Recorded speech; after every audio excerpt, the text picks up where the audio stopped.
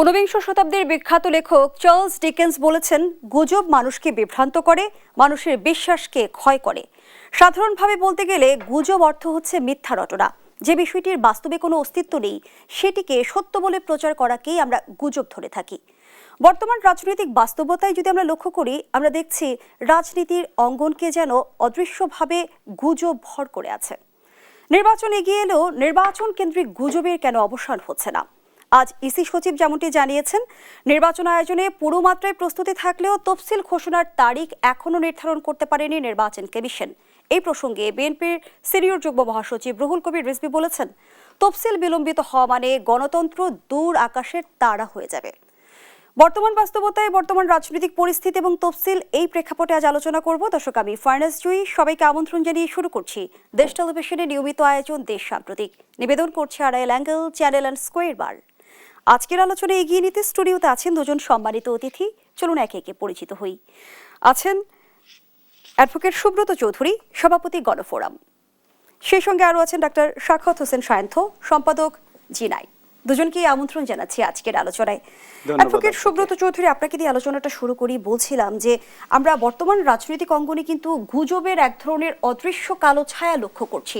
নির্বাচন ঘনিয়ে এসেছে এবং যেমনটি নির্বাচন কমিশন থেকে আগে জানানো হয়েছিল যে এ সপ্তাহের মধ্যে, অর্থাৎ ডিসেম্বরের দ্বিতীয় সপ্তাহের মধ্যে তফসিল ঘোষণা হবে, কিন্তু তারপর আমরা নির্বাচন কেন্দ্রিক গুজব কেন দেখছি বারবার? কেউ কেউ খুব আত্মবিশ্বাসের সাথে বলছে যে নির্বাচন হবে না। ধন্যবাদ আপনাকে এবং ডক্টর সায়ন্তকে। আসলে গুজবের বিষয়টা না, আমি তো অতিমাত্রা মিডিয়াতে শুনতেছি। বিগত দিনগুলোতে আমরা মিডিয়ার মাধ্যমে অনেক ধরনের রাষ্ট্রে পরিস্থিতি সৃষ্টি করা হয়েছে, মিডিয়া কু হয়েছে নানানভাবে নির্বাচন কেন্দ্রিক। তো এখনও সেই গুজব করে করে আমরা জিনিসটাকে এত বড় করে ফেলতেছি, সব কিছু মনে হচ্ছে যেন হাতছাড়া হয়ে যাচ্ছে। হাতছাড়া হয়ে যাওয়ার কিছু নাই এবং লাগাম টেনে ধরারও কিছু নাই। সবই তো চলছে, ঠিক মতোই চলছে। তারা কালকে মিটিং করবে, সে মিটিং করে ডিসাইড করবে তারিখ, সেটা নিয়ে হয়তো রাষ্ট্রপতির সাথে 10 তারিখে অ্যাপয়েন্টমেন্ট আছে, দেখা করে সেখানে হয়তো অ্যাপ্রুভাল নেবে। তারা চাইছিল এর মধ্যে হয়তো একটা প্রধান উপদেষ্টার সাথে দেখা সাক্ষাৎ হবে। যাই হোক, এগুলো রুটিন ওয়ার্ক, এগুলো নিয়ে খুব ভাববার কোনো অবকাশ নাই। আমার কথা হচ্ছে, গত 1.5 বছর আমরা অপেক্ষা করেছি জাতি হিসাবে যে একটা জনগণের আকাঙ্ক্ষিত ভোট, সংসদ নির্বাচন, এটা ফেব্রুয়ারি মাসের প্রথমার্ধে অনুষ্ঠিত হবে। এই ব্যাপারে সন্দেহ প্রবণ হওয়ার কোনো কারণ আমি দেখছি না। যারা সন্দেহ এর বাতিক আছে তারা এটা করতেই থাকবে, বলতেই থাকবে। কিন্তু আমার কথা হচ্ছে, যারা মূল প্লেয়ার, এই নির্বাচন কেন্দ্রিক প্লেয়ার, অর্থাৎ যারা অর্গানাইজ করবে, যাদের দায়িত্ব, তাদের কথার মধ্যে যেন সকাল বিকালে কোনো নড়চড় না হয়। গত সপ্তাহ থেকে আমরা তো শুনে আসছি যে রোববারের মিটিংয়ে ডিসাইড করবে কবে তফসিল দেবে, কবে নির্বাচন হবে, সেটা আমি আগেও বলেছি। তো এগুলো তো একটা চূড়ান্ত পর্যায়ে। ইসি সচিব তো জানালেন যে নির্বাচনের তফসিল ঘোষণার তারিখ এখনো নির্বাচন কমিশন নির্ধারণ করতে পারেনি। সেটা তো কালকে মিটিং, কালকে মিটিং এর পরে কি বলে আমরা একটু দেখি। সেখানে উনি তো জনগণের পক্ষে দায়িত্বপ্রাপ্ত একজন ব্যক্তি, উনি অ্যাডভান্স কেন কথা বলেন? এটাই তো আমাদের সমস্যা, অতিকথন। আমরা রাজনৈতিক নেতারাও অতিকথনে আছি, প্রশাসনে যারা আছে আর উপদেষ্টারা তো আছেই। ওনারা তো এক মানে চিফ যিনি, উনি তো মহাপণ্ডিত, বিশ্বব্যাপী সমাদৃত, কিন্তু আশেপাশে যারা আছে তারাও মনে করে যে তারা আমাদের ভাগ্য নিয়ন্ত্রক হয়ে গেছে দেশ এবং জাতির। আসলে বিষয়টা তো সেরকম, তারা একটা সাময়িকভাবে একটা দায়িত্ব নিয়েছে, এখনো সেটা তো শেষ পর্বের দিকেই আছে, তাই না? সুতরাং এখানে 9-6 করার কোনো জায়গা নাই। আমি গুজব না বলে বলবো 9-6। এই 9-6 করার যারা কারিগর, তাদেরকে চিহ্নিত করা দরকার। এবং কিছু লোক আছে মাঠে ময়দানে বক্তৃতা দিয়ে বেরোচ্ছে, যাদেরকে আমরা গত 17 বছর ওইভাবে পাই নাই। হ্যাঁ, তারা তো নাকি গুপ্তভাবে ছিল এবং এটা নিয়ে আরও অহংকার করেছে। আমরা গুপ্ত হিসাবে ছাত্রলীগ আওয়ামী লীগের মধ্যে ছিলাম, বিভিন্ন সুযোগ সুবিধা নিয়েছে। এখন পরিবর্তনের পরে তো তাদের চেহারা আমরা পাচ্ছি, এবং তারা আজকেও কোথায় কোথায় যেন বক্তৃতা দিয়েছে যে কেউ কেউ নাকি চাচ্ছে নির্বাচনটা না হোক, এবং এটা অনেকটা বোঝাই যায় যে বিএনপির দিকেই আঙুল হেলন করা হয়েছে। এগুলো খুবই অস্বস্তিকর আর কি। এখন বাংলাদেশের যারা সিনিয়র নেতা আমরা মনে করি বা দল পরিচালনা করে, তাদের মুখ থেকে এই সমস্ত বয়ান আমরা শুনতে চাই না আর জাতি হিসাবে। আর আমরাও কি করি, বিভিন্ন টকশোতে গিয়ে বলি কি, এই উনি হয়তো গাড়িতে চড়েন, বলে যে এই রিক্সায় আসলাম, রিক্সাওয়ালা জিজ্ঞেস করলো স্যার নির্বাচন কে হবে? এটা তো একটা, আমি প্রায় দেখি এটা, এই ধরনের বয়ান আমাদের অনেক টকাররা আমরা বলি, কিন্তু সে চড়ে গাড়িতে আর গল্প করতেছে আমি রিক্সায় আসছি, রিক্সাওয়ালা বললো এই কথাটা। তা আমি মনে করি আমাদের এখান থেকে মুক্ত হওয়া দরকার। একটা সুষ্ঠু নির্বাচন, গ্রহণযোগ্য নির্বাচনের জন্য জাতি অপেক্ষা করছে, সারা বিশ্ব তাকিয়ে আছে, যেটা প্রধান উপদেষ্টা বারবার বলার চেষ্টা করছে। এমনকি একদম পূর্বটা বলে শতাব্দীর সেরা নির্বাচন আগামী বাংলাদেশে হবে ফেব্রুয়ারি মাসে। তা আমরা তো একটু আশ্বস্ত হই। সুতরাং আমি সবাইকে অনুরোধ করব যে এই গুজব করে কথাগুলো আর বাড়ানোর দরকার নাই। আর অসংলগ্ন কথাবার্তা আমরা সবাই দায়িত্বশীল পরিচয় দিই, এবং এইটাই একটা সুযোগ যে বাংলাদেশে আমরা সবাই রাজনৈতিকভাবে সচেতন, বিশেষত যারা দল পরিচালনা করছেন তাদের উপর জনগণের অনেক আস্থা আছে। সেই আস্থাটা যেন আমরা আশাহত না করি। ধন্যবাদ জানাচ্ছি অ্যাডভোকেট সুব্রত চৌধুরী। ডাক্তার সাখাওয়াত হোসেন সায়ন্ত, যেমনটি বিএনপির সিনিয়র যুগ্ম মহাসচিব রুহুল কবির রিজভী আজ বলেছেন, তফসিল বিলম্বিত হলে গণতন্ত্র দূর আকাশের তারা হয়ে যাবে। যেই সপ্তাহে তফসিল ঘোষণার কথা রয়েছে, নির্বাচন কমিশন থেকে যে সম্ভাব্য সময়সূচির কথা বলা হয়েছিল, সেই সপ্তাহে এসে আসলে বিএনপির সিনিয়র যুগ্ম মহাসচিব কেন শঙ্কা প্রকাশ করলেন? সেই সঙ্গে আরও একটি প্রসঙ্গ যুক্ত করি, নির্বাচন করে জনগণকে বেহুশ করে তুলেছিল, এখন তারা ভিন্ন সুরে কথা বলতে শুরু করেছেন। এ লক্ষণ ভালো নয়, তারা বুঝতে পেরেছেন তারা যে সমস্ত কর্মকাণ্ড পরিচালনা করছেন, বাংলাদেশের জনগণ তাদেরকে আগামী নির্বাচনে লাল কার্ড দেখানোর জন্য প্রস্তুত হয়ে গিয়েছেন, এমন মন্তব্য করেছেন জামায়াতের আমির ডাক্তার শফিকুর রহমান। বিএনপিকে ইঙ্গিত করে বলেছেন সেটি স্পষ্ট, বিএনপি কি আসলে ভিন্ন সুরে কথা বলছে? আপনাকে ধন্যবাদ জানাচ্ছি, এবং আলোচনায় সুব্রত চৌধুরী দাদা আছেন এবং যারা শুনছেন সবার জন্য শুভেচ্ছা রইল। রাজনীতিতে প্রতিপক্ষকে ঘায়েল করে, জনগণের দৃষ্টি আকর্ষণ করে তাদের ভোট পাবার জন্য অনেক রকম বক্তব্য হয়। সেই বক্তব্য খুব বেশি গুরুত্বের সঙ্গে নেওয়ার কিছু থাকে না। জামায়াত ইসলামের নেতার বক্তব্য, মাঠে গিয়ে আজকে একটা সমাবেশ ছিল, ওই ধরনের বক্তব্য। এই বক্তব্য বাংলাদেশে কম বেশি সব দলের সব নেতারাই ক্ষেত্র বিশেষে দেন, কিন্তু দিতে গেলে সেটা যদি বেশি বেসামাল হয়ে যায় সেটা আবার বুমেরাঙও হয়, তাদের বিরুদ্ধে এটা তারা সমালোচিত হন। কারণ বিএনপি ভিন্ন সুরে কথা বলছে নির্বাচন নিয়ে, এটার তো কোনো এখনো স্পষ্ট না, বরং বিএনপি নির্বাচন চাচ্ছে। একদম গত বছর 5 আগস্টে ওই সরকারের, ফ্যাসিবাদী সরকারের পতনের পর 3 দিনের মাথায় বিএনপি নির্বাচন দাবি করেছে যে 3 মাসের মধ্যে নির্বাচন দিতে হবে। সেটা অনেকে বলছেন সেটা সেই চাওয়াটা বাড়াবাড়ি ছিল, যে 3 মাসের মধ্যেই চেয়েছে, কিন্তু বিএনপি চেয়েছে। তারপরে তারা ডিসেম্বরের মধ্যে নির্বাচন চেয়েছে। তারপরে সরকার প্রধানের সঙ্গে মিটিং হয়ে একটা সমঝোতার ভিত্তিতে তারা কনভিন্সড হয়েছে, ঠিক আছে অন্যরা আরও পরে চায়, আমরা ডিসেম্বরে চাই, ওকে যে ফেব্রুয়ারিতে হলে সব পক্ষেরই মাঝামাঝি একটা সময়, ওকে অসুবিধা নেই, আমাদের ফেব্রুয়ারিতে দেন। এরপর থেকে বিএনপির কোনো পলিসি মেকিং লেভেল থেকে দলীয় সিদ্ধান্ত কিংবা দলীয় প্রধান, দ্বিতীয় প্রধান বা মহাসচিব কিংবা পলিসি মেকারদের মধ্য থেকে কেউ একজনও নির্বাচন চাননি বা নির্বাচন দেরিতে হলে মেনে নেবেন, এই কথা বিএনপি কেউ কখনো বলেনি। বরং নানান সুরে নির্বাচন যাতে বিলম্বিত করা যায় সেই সুরটা তুলেছে এই জামায়াত ইসলাম, এনসিপি, মূলত এই দুইটা দলই নির্বাচন। এখন রুহুল কবির রিজভী বিএনপি নেতা, তিনি একথা কেন বললেন এই জন্য যে বিএনপির চেয়ারপারসন অসুস্থ এবং সংকটাপন্ন, তিনি হসপিটালে আছেন।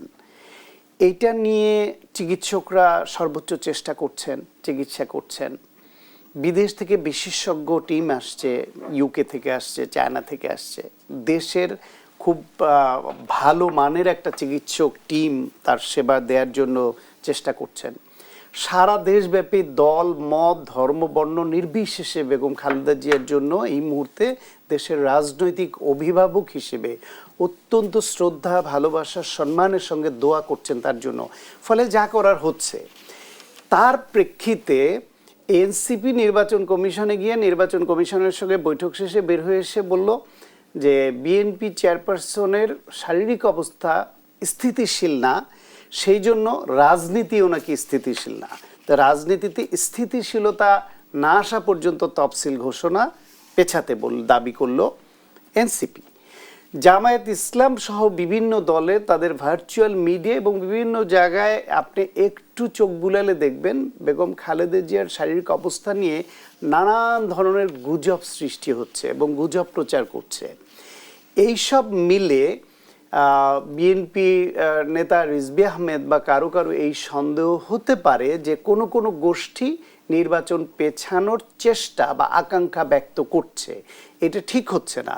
সেই কারণে দল হিসেবে বিএনপি বা নেতা হিসেবে জনাব রিজভী আহমেদ একটা ওয়ার্নিং দিয়ে রাখলেন যে বাংলাদেশে এই যে ফেব্রুয়ারিতে যে জাতীয় নির্বাচনটা হওয়ার কথা, অ্যাকচুয়ালি দেশের স্বার্থের কোনো বিকল্প নাই।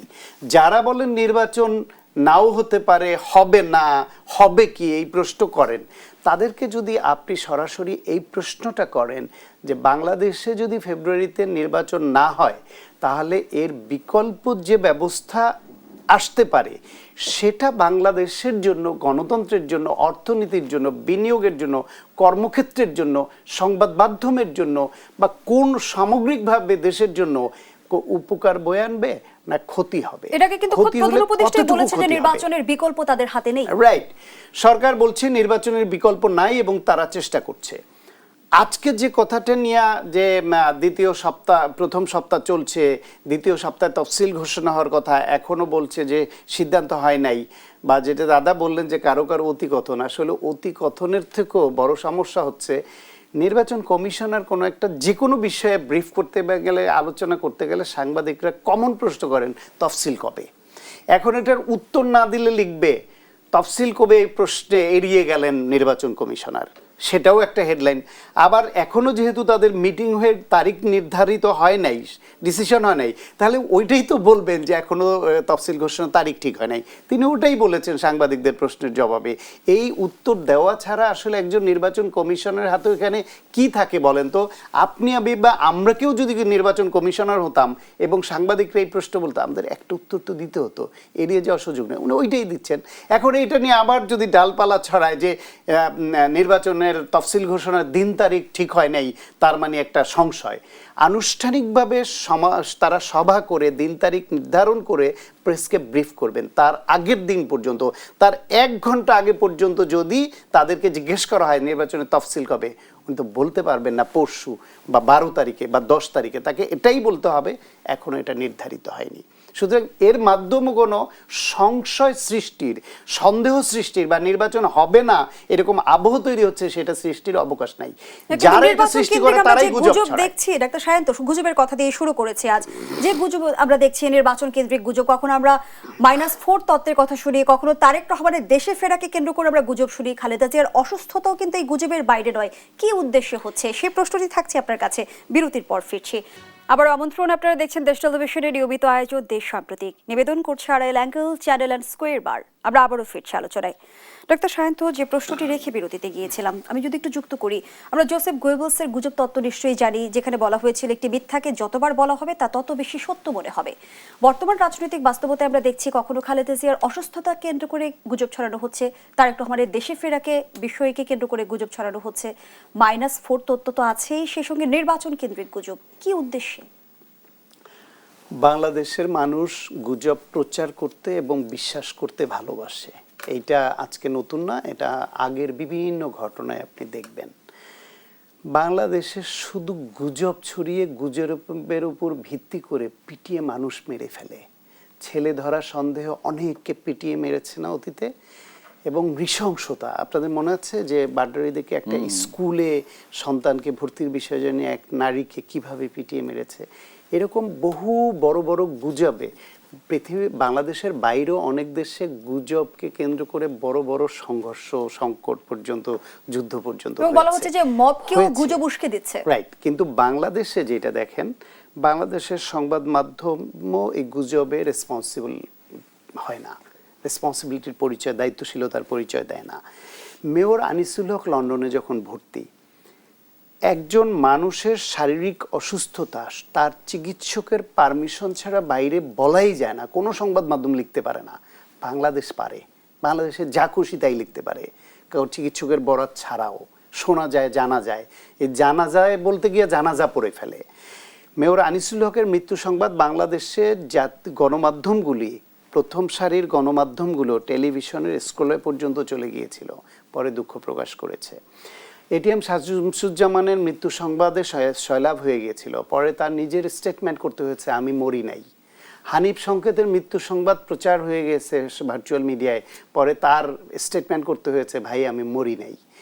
এরকম বাংলাদেশের তোফায়েল আহমেদ, আওয়ামী লীগের নেতা, তার মৃত্যু সংবাদ কতবার ছড়িয়েছে, এরকম অনেকেরটাই ছড়িয়েছে। ফলে এই রাজনৈতিক, অরাজনৈতিক এগুলা তো আছেই, মানুষের মৃত্যু নিয়ে যারা এভাবে গুজব চর্চা করতে পারে, এতটা অমানবিক এবং অসভ্যতা এইভাবে চলতে পারে। কিন্তু রাজনীতিতে বর্তমান বাস্তবতায় গুজব চাষ করা হচ্ছে কেন? কারা করছে? কি উদ্দেশ্যে করছে? এটা বর্তমান বাস্তবতায় না, এটা আপনাকে আমি উদাহরণ দিয়ে বলেছি। বাংলাদেশে জাতিগতভাবে, সংস্কৃতিগতভাবে এটা আগে থেকেও ছিল, কিন্তু আমরা যখন যেটা আসে হঠাৎ করে একটু হোঁচট খাই, এবং সেখানে দেখি অত্যন্ত শিক্ষিত, সজ্জন, যাদেরকে আমরা গ্রহণযোগ্য মনে করি, তারা পর্যন্ত ফেসবুকে গুজবের এরকম স্ট্যাটাস দিয়ে দেন। বেগম খালেদা জিয়া অসুস্থ, সংকটাপন্ন, এটা সত্য, কিন্তু চিকিৎসকদের সেবায় সর্বোচ্চ সেবা তিনি পাচ্ছেন এবং এখনও তিনি রেসপন্স করছেন। গতকাল পর্যন্ত তার এন্ডোস্কোপিক পদ্ধতিতে তার রক্তক্ষরণ বন্ধ করা হয়েছে পাকস্থলীতে, এইটা তার চিকিৎসকরা বলছেন। তার চিকিৎসার বিষয়ে ব্রিফ করার দায়িত্বে নিয়োজিত বিএনপির স্ট্যান্ডিং কমিটির member professor AZM Zahid Hossain, তিনি আজকেও বলছেন তার অবস্থা খুব সংকটাপন্ন হলো, এখন স্থিতিশীল, এবং চিকিৎসকরা চেষ্টা করছেন। তার চিকিৎসার বিষয়ে বিদেশ থেকে, ব্রিটেন থেকে যেই ক্রিটিক্যাল কেয়ার মেডিসিন এক্সপার্ট যিনি আসছেন, তিনি ওয়ার্ল্ড রিনাউন একজন এক্সপার্ট। তিনি বলছেন তাকে লন্ডনে নেওয়া যায়, এবং এয়ার অ্যাম্বুলেন্স আসতে টেকনিক্যাল কারণে দেরি হয়েছে। এখন যদি এই অবস্থায় নেওয়ার মতো পজিশন থাকে তাহলে বিদেশ নেবেন। সুতরাং তার অসুস্থতা, এটা তার চিকিৎসক টিমকে আমরা বুঝতে দেই, তারাই ঠিক করবেন কখন তার খারাপ বা ভালো এটা বলবেন। এর বাইরে আমাদের তো আবিষ্কার করার দরকার কি। আর একটা কথা বলি, তারেক রহমান মাকে সন্তানের থেকে বেশি কেউ ভালোবাসে। সুতরাং তারেক রহমান খালেদা জিয়ার কাছে কখন আসবেন, কিভাবে আসবেন, এবং তার আশাটা কতখানি সঙ্গত, নাকি মাকে ওইখানে নেওয়ার জন্য অপেক্ষা করবেন, এটা তার পরিবার এবং সন্তানের উপর আমরা ছেড়ে দেই। মা সন্তানের থেকে বেশি ভালোবাসা দেখাইতে আমরা যারা যাই, তারা আসলে ওই বগধার্মিকের মতো ভণ্ড। অ্যাডভোকেট সুব্রত চৌধুরী, যেমনটি জামায়াত আমির ডাক্তার শফিকুর রহমান বলেছেন, কেউ যদি মনে করে বাঁকা পথে প্রশাসনিক কুয়ের মাধ্যমে নির্বাচনের ক্রেডিট হাইজ্যাক করবে, তাদেরকে বলবো সেই সূর্য ডুবে গেছে। জামায়াতের আমির কিন্তু এর আগে অভিযোগ করেছে যে দেশে প্রশাসনিক কুয়ের ষড়যন্ত্র চলছে। প্রশাসনের নিয়ন্ত্রণ কার হাতে? আচ্ছা, ওনারা কোন মুখে কথা বলে? ওনারা গত 15 মাসে যেসব কথাবার্তা বলেছে, এগুলো তো আকাশচুম্বী স্বপ্নের কথা বলেছে।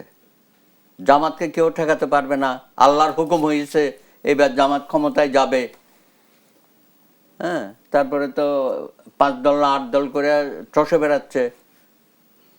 অসংলগ্ন কথাবার্তাগুলো তো আপনার বক্তব্যের মধ্যেও আসছে, আমরাও শুনতেছি। শাহজাহান চৌধুরী যা বললো, আরে বাবা, চট্টগ্রামের তো আমার এলাকার আর কি, তো উনি যা বলেছে, এরপরে তো জামাত তো ইতিমধ্যে ফেসিবাদ হয়ে গেছে। সে তো খুব ইম্পর্টেন্ট নেতা এবং সুরা পর্যায়ের নেতা। তো তারা যে এই সমস্ত কথাবার্তা বলে জাতিকে বিভ্রান্ত করছে, আমার তো মনে হয় আমরা এখন তো ভেবেছিলাম যে জামাতকে নিয়ে খুব বেশি টানাটানি করব না, কিন্তু এখন তো বাধ্য হচ্ছি আমরা। 47-এর ভূমিকা, 71-এর ভূমিকা, রাজাকার, আলবদর, আল শামস, হ্যাঁ, যাদেরকে আমরা বিচার করতে পারি নাই, তো ট্রাইব্যুনাল তো আছেই, চালু আছে। তো এইসব কথাবার্তা বললে পরে তো জনগণের পক্ষ থেকে আবার সেই দাবিগুলো আসবে। ওই সারান্নারের মধ্যে তো তারাও ছিল, আলবদর, আল শামস বাহিনী ছিল, অক্সিলারি ফোর্স, নাম ধরে ধরে আছে। তো সেই জায়গায় এখন ওনারা মুক্ত বাতাস, মুক্ত আলোতে এত সব কথাবার্তা বলছে। আর এটিএম আজহার, উনি তো ফাঁসির মঞ্চ থেকে বেরিয়ে আসলো, তাই না? পরিবর্তনটা না হলে তো ওনারও ফাঁসি হয়ে যেত। শেষ পর্যন্ত আদালতের সহায়তা বলেন, সাহায্য নিয়ে উনি বেরিয়ে আসতেন। উনিও তো দেখি অনেক ধরনের চোখ রাঙানি কথাবার্তা বলতেছেন। এগুলো তো শোভনীয় না। আপনারা নির্বাচনী মাঠে আছেন, জনগণ আপনাদের যদি নির্বাচিত করে অবশ্যই আপনারা ক্ষমতায় যাবেন। তো সেই জন্য আপনারা সবসময় একটা আল্লাহর দোহাই দেওয়া, ঈশ্বরের দোহাই দেওয়া, এটা তো শোভনীয় হচ্ছে না। আর যেভাবে আপনারা কলুষিত করছেন নির্বাচনটাকে, আমি তো শুনেছি যে তারা বাড়ি বাড়ি গিয়ে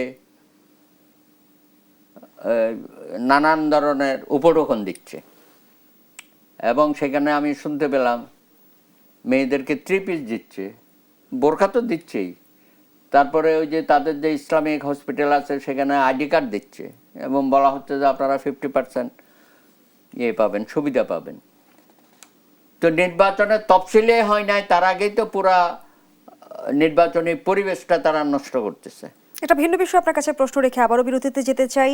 নির্বাচন সামনে রেখে আমরা জানি যে বিএনপি 2 দফায় প্রার্থী তালিকা ঘোষণা করেছে, এবং এই প্রার্থী তালিকাকে কেন্দ্র করে কিন্তু ক্ষোভ ও অসন্তোষ তৈরি হয়েছে দীর্ঘদিনের মিত্র দলগুলোর সাথে। আমি সে আলোচনায় ফিরবো। অ্যাডভোকেট সুব্রত চৌধুরী, আবারও বিরতির সময় হয়েছে, দর্শক বিরতি নিচ্ছি, সাথেই থাকুন। আবারও আমন্ত্রণ, দেখছেন দেশ সাম্প্রতিক। আমরা আবারও ফিরছি আলোচনায়। অ্যাডভোকেট সুব্রত চৌধুরী, নির্বাচন সামনে রেখে বিএনপি এককভাবে প্রার্থী তালিকা ঘোষণা করেছে, এবং এ নিয়ে আমরা দেখছি যে ক্ষোভ এবং অসন্তোষ তৈরি হয়েছে দীর্ঘদিনের মিত্র দলগুলোর মাঝে। 2 দফায় আমরা দেখেছি 273 আসনের প্রার্থী ঘোষণা করা হয়েছে, এর মধ্যে একটি মনে হয় স্থগিত রয়েছে। কিন্তু একটা আলোচনা কিন্তু ছিল মাঝে যে 50টি আসন মিত্র দলগুলোকে ছেড়ে দেওয়া হবে। বিএনপি সেই অবস্থান থেকে সরে এলো কি না, সেটা তো এখনো বলার সময় হয় নাই। তো অন্য দলগুলোকে আমরা বসে আছি, আমরা তো 133টা দিয়েছি। যুগপৎ আন্দোলনে যারা আছে তারাও হয়তো নিশ্চয় দিয়েছে। তো বিএনপি দিলে এটাকে নিয়ে এত আলোচনা সমালোচনার কি আছে? আমরা নিজেরাও তো দিয়ে দিয়েছি, তাই না? এখন বিএনপি তো বলছে যে সমঝোতার সময় শেষ হয় নাই। হয়তো ভালো হইতো যে সবাই মিলেমিশে একটা বোঝাপড়ার মধ্যে যদি আমরা করতে পারতাম।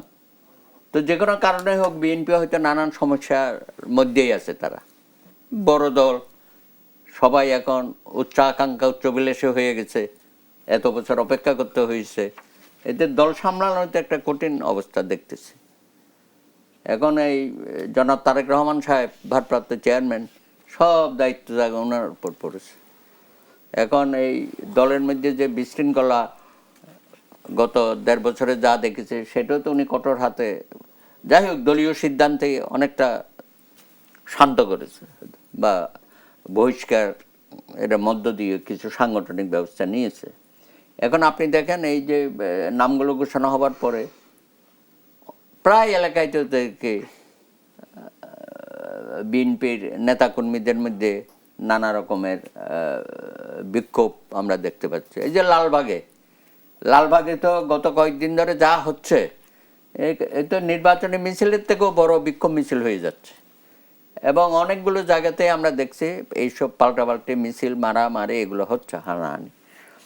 তা তাদের তো দল সামলাইতে গেলেই তো এটা একটু সময় লাগছে, তাই না? আর এখনো তো শিডিউল আসে নাই। ধন্যবাদ জানাচ্ছি। সুতরাং আমি এখন কোনো নেতিবাচক কথা বলতে চাই না। তারা বলেছে যে আমরা একসাথে নির্বাচন করব, একসাথে সরকার গঠন করব, এবং আরো যা যা রাষ্ট্র পরিচালনা দায়িত্বে দেওয়ার প্রশ্ন আসবে, তখন আমরা সবকিছু বিবেচনা করব। ওনারাও কিন্তু নেতিবাচক কোনো কথা বলে নাই এখন। ডাক্তার সায়ন্ত, এবার নিজ দলের প্রতীকে নির্বাচন করতে হবে বলেই কি মিত্রদের প্রার্থী করে বিএনপি ঝুঁকি নিতে চাইছে না? সেই সঙ্গে বিএনপি তো অন্তর্কোন্দলও কিন্তু প্রকট আকার ধারণ করেছে, এবং মিত্রদের অসন্তোষ, সব মিলিয়ে কতটা বেকায়দায় পড়তে যাচ্ছে দলটি? দেখেন, নির্বাচনের সর্বশেষ টার্গেটটা কি? বিজয়ী হওয়া। কত বেশি সংখ্যক এমপি বের করে আনা যায়। এখন এইটা বাস্তবতা যে বাংলাদেশে বিএনপি, আগে যখন আওয়ামী লীগ ছিল আওয়ামী লীগ, জাতীয় পার্টি, জামায়াত ইসলাম, এরকম কিছু দলের, দুইটা বড় দলের সারা দেশে প্রভাব ছিল আর অন্য দলগুলোর কোথাও কোথাও প্রভাব ছিল। এর বাইরের যে ছোট দলগুলি, ছোট দলের কিছু নেতা আছেন, তারা নেতা হিসেবে জাতীয় নেতা এবং ন্যাশনাল পলিটিক্সে অত্যন্ত প্রভাব রাখেন। তারা নির্বাচিত হয়ে জাতীয় সংসদে গেলে জাতীয় সংসদ কার্যকর হতে তারা ভূমিকা রাখতে পারবেন। কিন্তু বাস্তবতা হচ্ছে তারা আবার যদি একা নিজ দলের নামে নির্বাচন করেন, তাদের ভোট দিয়ে নির্বাচিত হয়ে যাওয়া প্রায় অসম্ভব। সেই ক্ষেত্রে বড় কোনো দলের সঙ্গে তাদের যেতে হয়। এখন বিএনপির কাছে আবার, বিএনপি বড় দল হিসেবে তাদের যেমন উদার হওয়া দরকার, আবার ছোট দল যারা, তাদের আবার বাস্তবতায় ফেরা দরকার যে এরা যদি মনে করেন একটা দলের এইরকম জাতীয় সংসদে যেতে পারলে সংসদ কার্যকর করতে ভূমিকা রাখবেন, এরকম নেতা আছে ওই দলে 2 জন বা 3 জন। এখন তারা দাবি করে বসে না আমাকে 20টা দিতে হবে, 15টা, 10টার নিচে নামাই যাবে না। কিন্তু বাস্তবতা হচ্ছে ওদের 2 জন বা 3 জনকে দিলেও তাদেরকে বিজয়ী করে আনতে হবে কিন্তু বেসিক্যালি বিএনপির নেতাকর্মীদেরই, তাদের জন্য খেটে কাজ করে। এটা কঠিন হয়ে যাবে। তাহলে আপনি যদি তার কথা মতো ওই বেশি সংখ্যায় দেন, তার মানে পরাজয়ের ঝুঁকি নেওয়া। আবার তাদেরকে সংখ্যা কম দিতে চাইলে তারা আবার রাজি হয় না, তাদেরও সংকট আছে। মানে তারাও যেন ওই দলের শীর্ষ নেতারা 2-3 জন তারা জানেন যে এখানে আসলে আমাদের 2 জন ছাড়া আর কেউ বিজয়ী হওয়ার সম্ভাবনা নাই। কিন্তু তারা যদি এবার এই 2 জন দিলে মেনে নেন, তাদের যে অন্য নেতাকর্মীরা তারা মনে করে হ্যাঁ ওনরা নেতৃত্ব দেন, ওনরা ফোকাসড, ওনরা পেলেই হলো, আমাদের কথা ওনরা ভাবেন না। নির্বাচনের ফলাফলের হিসেব নিকেশে বিএনপি নিজেদের অবস্থান থেকে সরে এসেছে। ফলে এই সংকট, ছোট দল, আভ্যন্তরীণ সংকট আছে, তাদের চাওয়ার ক্ষেত্রে বিএনপির সঙ্গে দেন দরে বা অন্য দলের সঙ্গে আছে। বিএনপির তরফ থেকে তার দলের এরকম ওই ছোট দলের বড় নেতার থেকেও তার দলের ছোট নেতার সমর্থন অনেক বেশি, এরকম অনেক জায়গা আছে। ফলে তাদের উদারতা দেখিয়ে ছাড়তে হবে। কতটুকু ছাড়বেন তারও তো একটা লিমিট আছে। এইখানে যদি সবার পক্ষ থেকে মন খোলা অবস্থান নিয়ে নির্বাচনে জিততে পারবেন কিনা, এই সেলফ অ্যাসেসমেন্টটা যদি ছোট দলগুলির নেতাদের মধ্যে আসে আর বিএনপি একটু উদার হয়, তাইলে এটা বেটার রেজাল্ট দিবে। ধন্যবাদ জানাচ্ছি এছাড়া এই সংকট দূর হওয়া খুব সহজ ধন্যবাদ জানাচ্ছি অ্যাডভোকেট সুব্রত চৌধুরী। দর্শক, এখানেই শেষ করছি দেশ সাম্প্রতিকের আজকের আয়োজন। ধন্যবাদ এতক্ষণ আমাদের সাথে থাকার জন্য।